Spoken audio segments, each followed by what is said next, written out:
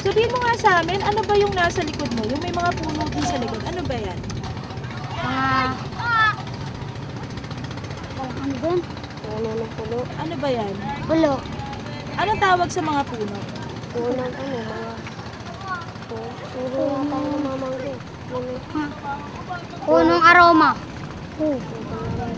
Naglalaro ka ba dun sa may mga puno na yon? Marami. Hindi, daming aas doon. Ikaw ba tinanong?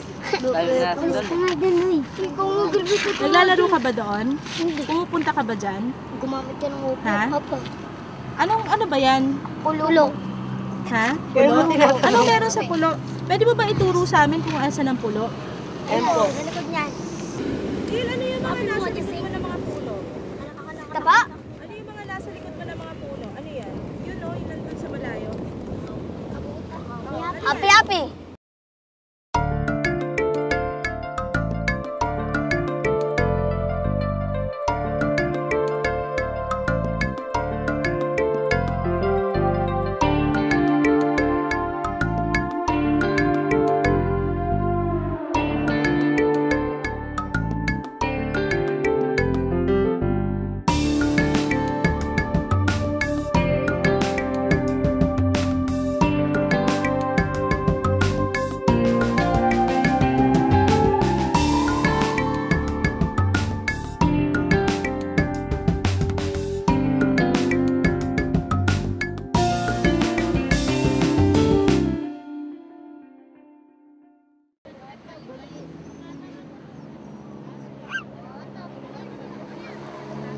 Mangroves are important as breeding areas for different species of marine life. For example, fish or shrimps. Ginagawang nursery ng ibang isla natin or halimbawa hipon. Ibig sabihin nun ay sa iba't ibang parte ng buhay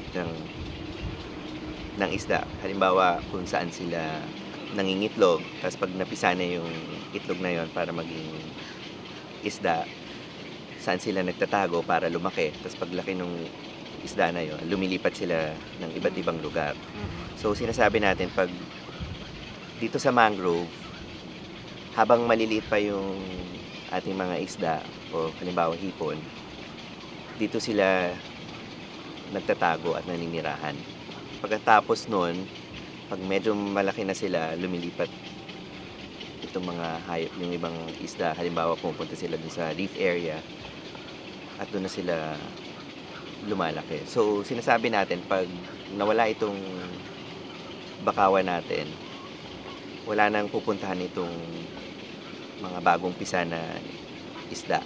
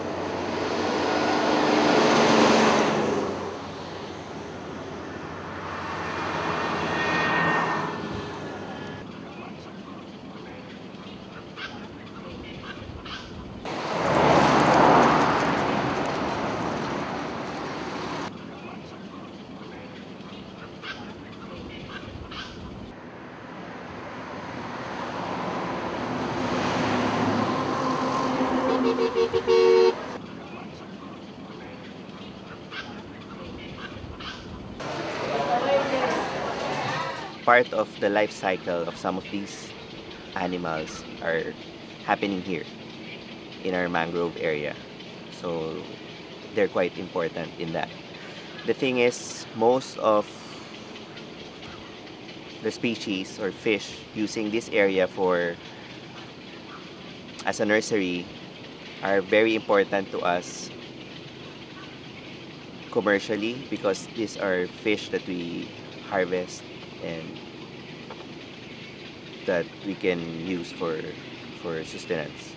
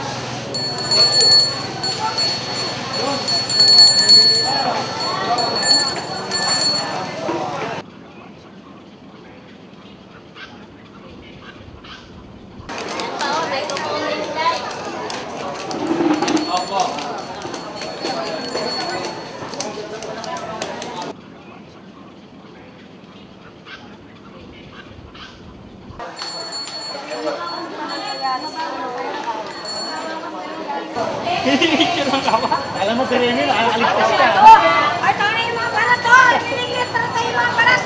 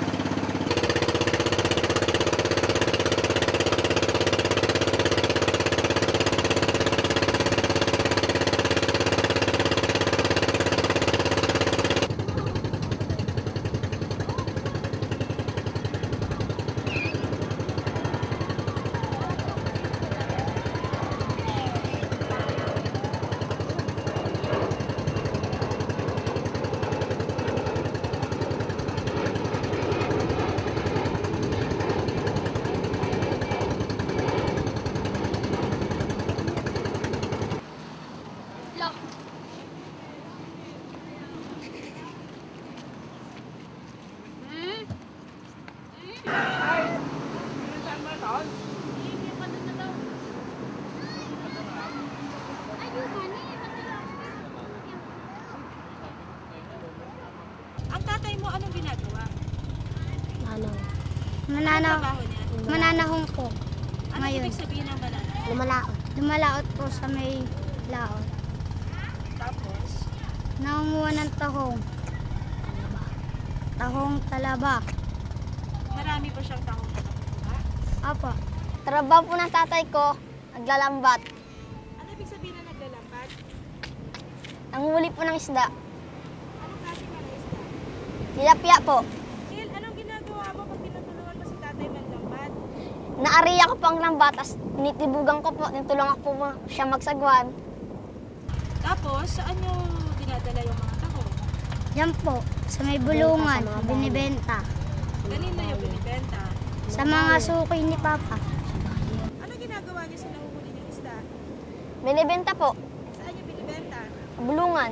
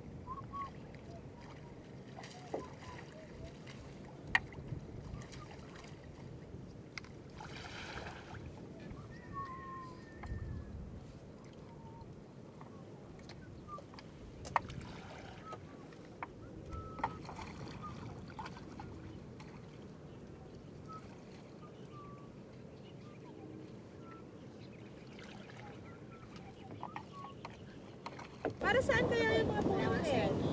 Para po sa ibon. Yan po lang itlog ng ibon eh. Para saan daw ba yung mga halaman na yan? Matagal na dyan mo eh. Tagal na po dyan. Sa tingin mo, para saan pa yung mga puno na yan? Mo isa lang. Tingin mo? Paalam?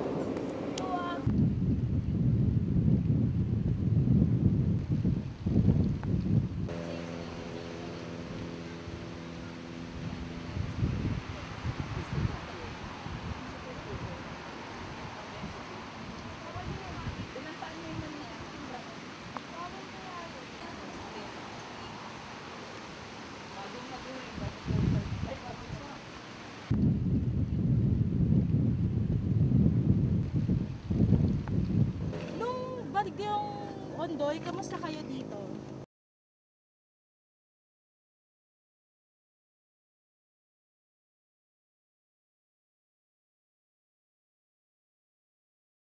Mabuti naman. Binaha ba kayo? Hindi po. Simula na tumira ka dito, binaha na ba kayo? Hindi pa po. Bakit kaya? Kasi May nagsabi ba? May nagsabi ba sa'yo kung bakit hindi kayo binabaha? yun. Gusto ko na. Wala pa po. Palit.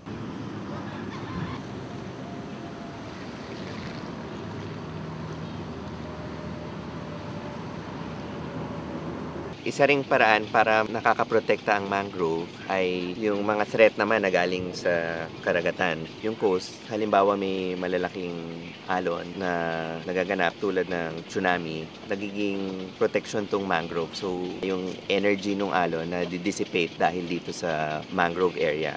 Hinaharang niya yung waves na poprotektahan ngayon ang ating coastline.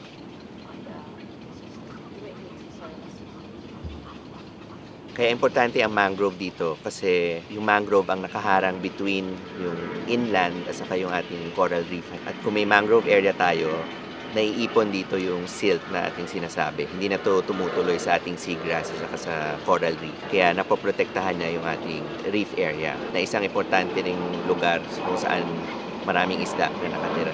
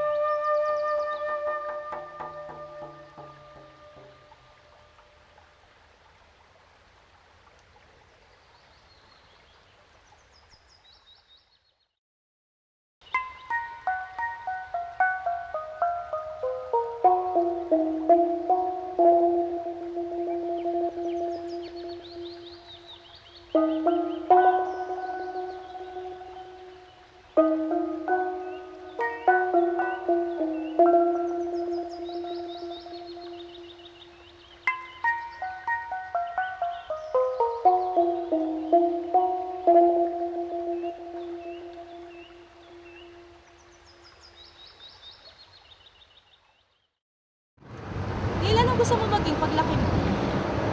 Maging army. Bakit? Ayan po, ayun po gusto ng tatay ko eh. Ikaw, anong gusto mo? Maging army po. Gusto ko pong maging sundalo. Pangarap ko po yun. Bakit? Bakit mo gusto maging sundalo? Nanay ko po kasi nagsabi. Pero ikaw, kung hindi sinabi ng nanay mo, ano gusto mo? Sundalo po. Sundalo din. Paglaki ko, gusto ko po maging pulis. Bakit gusto mo maging pulis? Para makatulong sa kapwa. Pag naging army ka, anong mangyayari?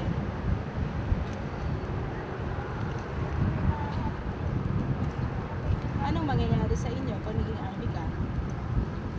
Sa tingin mo? Hindi na po kami titira dito pag naging army po ako.